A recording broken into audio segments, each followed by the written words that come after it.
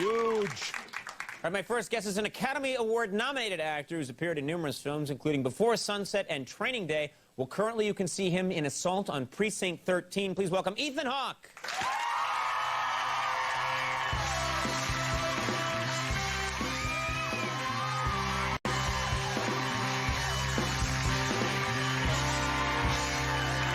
How you doing? I'm doing very well. Nice to have you here. I think your hair is particularly good today. I know, you know, there are shows where my hair is always kind of a joke, I guess, but today it was crazier than usual. This is A hair. I mean, it's sticking. Look at that. Look at that. There are some days where it just has it's doing all kinds of things in there, and I used less mayonnaise on it tonight, so that's How does shocking. it affect the rest of your day? Do you find any correlation with how your hair is doing? I find that it tells you what kind of show it's going to be. When the hair's really sticking out like a rooster, that means magical evening of entertainment. So we're set up on to nights go, when I come out in the monologue and my hair is flat like this, like Mo Donald and the Trump? Three Stooges, don't watch the show.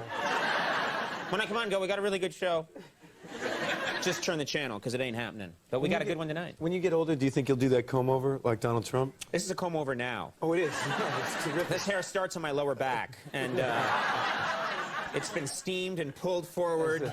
Phenomenal work. It's an amazing. I'm in terrible pain right now. My lower back is being destroyed.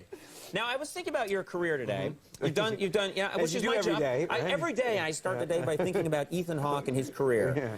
But I was thinking about it today because I knew you were on the show, and it was occurring to me that you've sort of changed it up a bit. It used to be that you were sort of the indie film bohemian actor, always appearing in these smaller films that people really like, these cool films. But in the last couple of years, and again, like tonight, you've been doing these action film roles where you're running around firing a gun. Yeah, what start happened? with Training Day, and then I don't know.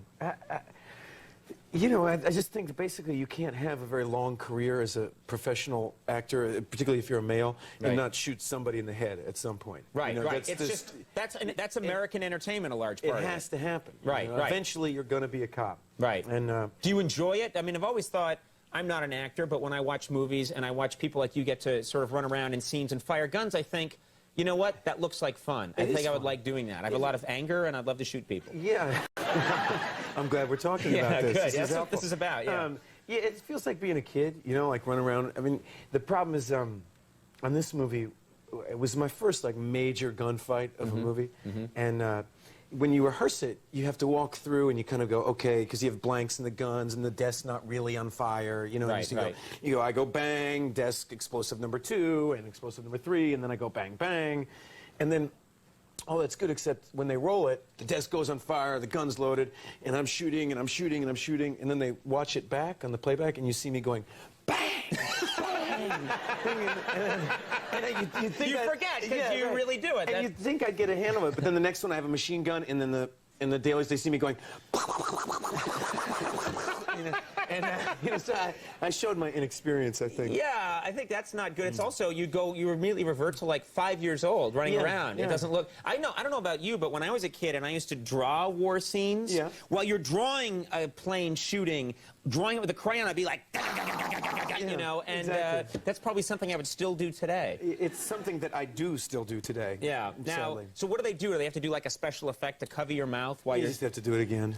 Now, another problem I know some actors have is that when they fire the gun, their eyes blink, which is a real problem. But when today the camera's in so close and they slow it down, that it can look terrible if, like, Clint Eastwood is, you know. You don't look really tough. It just doesn't, it doesn't have the same cool look. You know, you have to work on that. I would use tape to hold my eyes open, I think. And my brother is a Green Beret, and so he does this, like, professionally. And so it was very important to him that I not do things like that, that I not hold the gun, you know, like this. You know, they're always... He doesn't understand why the gangsters hold their guns like that, but... Like in movies like The Matrix, they're always running sideways, and I guess it looks cool, but they're holding the gun upside down for no reason, and shooting like that. And I guess real gun people that have to fire guns are just like, you idiot. Yeah, you wouldn't do that. So he's always talking to me about that, but I don't listen. I mean, I'm not good at that. I would listen to a Green Beret. Yeah, I do listen. I didn't mean to come off like that. You're going to get karate chopped. I don't listen well enough. You've been known for a long time. Part of your persona was that you didn't care about dressing up. You dressed down. You dressed kind of like a slob. Didn't work. Is that fair to say? I think it's I think that's fair to say. I mean, like a feeling very real slob. self-conscious right now. Yeah, and you look nice tonight. And Thank you, sir. You've been. Did anyone give you a hard time about that? Yeah, well, everybody. I mean, particularly my grandfather. My Right. grandfather was a Texas state representative, and he would always say, well, you think you look cool, you think you look interesting, you think you look, you don't have to have money to have class. People look at you, they don't think, oh, look at that interesting guy. They say, who raised him? Wow, this reflects bad on all of us. This is an intense guy. Now get on your horse. Let's get that posse together. Let's get out of here.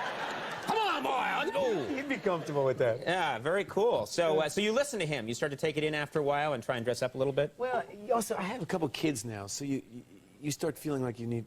I go to, parent-teacher conferences and things like that, right. and it's hard to walk in there. If you're wearing a you're sleeping some bag kind of- made of hemp, it just doesn't look. They don't take you seriously. Yeah, hey man, what's with the kid? Hey man, it's all copacetic, baby. Cool, daddy-o. Now, I want to talk about this movie, Precinct 13, Right. Assault on Precinct 13. And, we were looking at the movie today and noticing that once again, there's a pattern here. This is a movie that takes place in wintertime, and there's a lot of scenes where you're in the snow, you're outside, and it's snowing out. And we were starting to notice we had this, like, are we crazy, or are you in a lot of movies that actually involve snow? Yeah, I'm the snow actor You of are my generation. We I realized think. you are a superb snow actor, and actually, to prove this to people, we've put together a little montage of some of your best work in the snow. Enjoy. Oh, the weather outside is frightful, but the fire is so delightful. And since we've no place to go, let it snow, let it snow, let it snow. Man, it doesn't show signs of stopping, and I brought me some corn for popping. The lights are turned. That's amazing. That's actually... There's more. There's more. Actually, those are just the ones... Yeah. Those are ones you could get at the, Those are just ones that we could get together in the last hour. I think there's 30 more films. Yeah, it's very weird. Yeah. And I often notice it. I, show up on a film set, and I'm like, it's, it's very strange. There's I'm something more about noticing- you. There must What? be directors who are like, Because I'm so pale. I see him with, that's why I get a lot of snow rolls. Yeah. I see him in snow for some reason. Well, let's move on to Assault on Precinct 13. This is my finest hour in the snow, I think. Right. And we have a clip here, but what do we need to know to prepare people? About the clip? Nothing. Isn't that terrific? Isn't it about time more? Because you know what? So many actors come out here. What do you need to know? All right, 1914, Brussels. The steam engine has just been invented. Corn is very expensive. The king is angry. Mice live everywhere. But suddenly a moonbeam goddess comes down, and you're like, okay, I don't need to see the film anymore. Roll it. You gonna trust these freaks? Huh? The first chance they get to blow our brains out, they're trying to make a break for it. They need us as much as we need them. We all gotta start trusting each other right now if we're gonna make it through this night. Put the gun down, Jasper. Put the damn gun down. That's tense. You don't need to know. It's pretty obvious, A lot of cool actors, too, in this movie. There are a lot of great ones. You got a lot of great people just in that scene alone. Assault on Precinct 13 is in theaters now, and the play Hurly Burly is at the Acorn Theater right here in New York City. We always have a really good time with you. Hey, Thanks for doing it. appreciate Good it. man. Ethan Hawke, Randy Jackson coming up. Stick around. We'll be right back.